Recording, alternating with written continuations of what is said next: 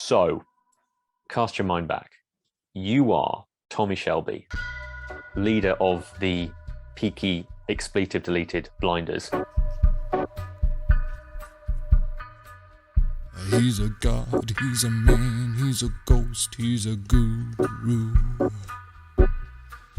They're whispering his name through this disappearing land, but hidden in his coat is a red right hand. What is it about Tommy that people respond to? I mean, I've got a list of possibilities just to get the ball rolling. Like, he's a guy with nerves of steel. He's unbelievably hardworking. The ladies love him, obviously. But to me, it's his intelligence. I think what is so appealing to him is that he is burdened with intelligence. Intelligence.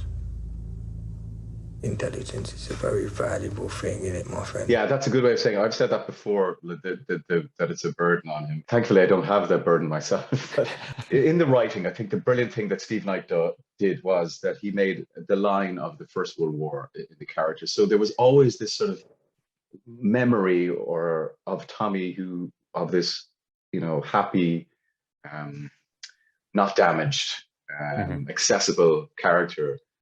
And then the First World War just destroyed him. Are there particular lines of Tommy's that stick in your head where you go, that was a joy to say? I remember, I don't know who I said it to or in what context, but I said to somebody that all religion is a foolish answer to a foolish question. All religion is a foolish answer to a foolish question. What does that mean? Yeah, it's pretty amazing piece of writing. If I were to go like really the extra mile for my Tommy Shelby Halloween costume next year, what would you say would be the most important things to concentrate on? I mean, obviously I'd need the ice blue contact lenses and I need some sort of really important, serious jaw reconstruction. But like, what about the way you handle cigarettes? Like you kind of gum them a bit, don't you? That comes from the fact that the cigarettes, we cut the filter off, or do we leave the filter on? I cannot recall. But anyway, if you don't rub them across your lips initially, they will stick. You see, so that just became this sort of idiosyncrasy, but it was out of necessity because otherwise the cigarettes would stick to my lip, and then I just kept doing it, and it became a Tommy thing. These things develop over the course of the show, For example, I remember we had gotten through the first two series, and then we realized that Tommy has never eaten. We've never seen Tommy eat. Like he sat down at tables, but has never consumed a morsel. So then we made it a kind of a running gag. So throughout the 36 hours of television, Tommy Shelby never consumes anything except, I think, once he consumes a sprig of mint when he's with his son. So these things develop when you have the luxury of being with a character for so long.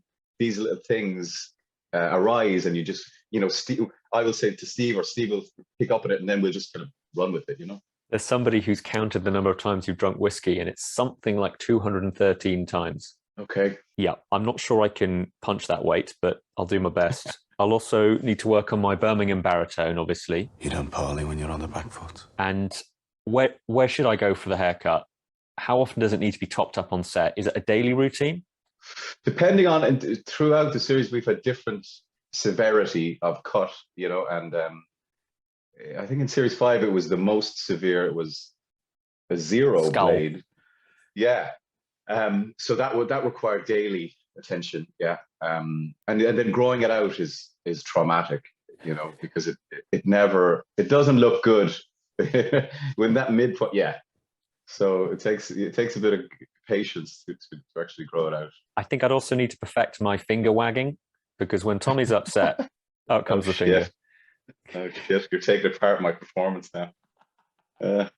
Of all the incredible cast members that you've worked with, from the late great Helen McCrory and Paul Anderson and, everyone, like so many incredible people, Paddy, Tom Hardy, we've mentioned Sam Neill already, Aidan Gillen, the list literally goes on and on. I'm trying not to list them all. Anya, Adrian. Who was the most likely to make you laugh on set? I'd have to say Helen, actually. We were very, very good buddies on that show, and she was a very, very funny lady. And she would make me laugh a lot, I have to say. And she would always take the mickey out of herself as well as taking the mickey out of me.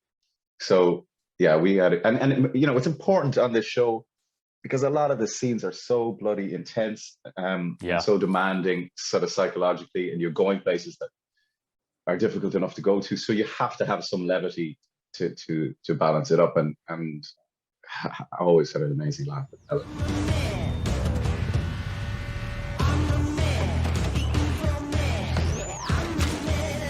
Honestly, though, what was your first reaction to Tom Hardy's accent? I mean, you never quite know what to expect with Tom, but he absolutely, I mean, that character came fully formed. Ah, how soon did you know that I was not dead? You wrote me a letter, Alfie. Did I? Yeah, you asked about your dog. Oh, they gave me a lot of drugs at first. Out the box. Yeah, yeah. He just knew. He just absolutely knew what he was doing there. And again, it's coupled with this amazing dialogue that he was given by Steve Knight. So yeah, he went for it, and it worked again. This is one of these lovely sort of accidents or surprises that happens.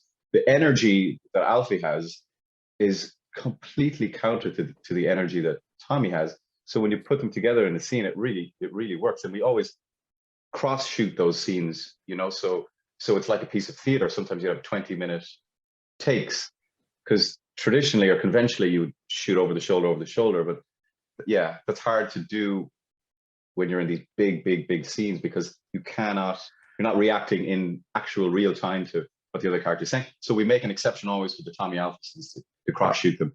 And I think that's why they really sing. You got to keep it all in. You don't want to miss a gram of it. Exactly. Yeah. I read somewhere that David Bowie was a big fan of this show.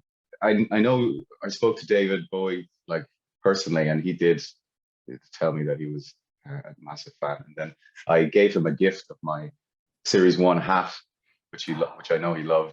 When he put out that album Black Star, you know, just before he died,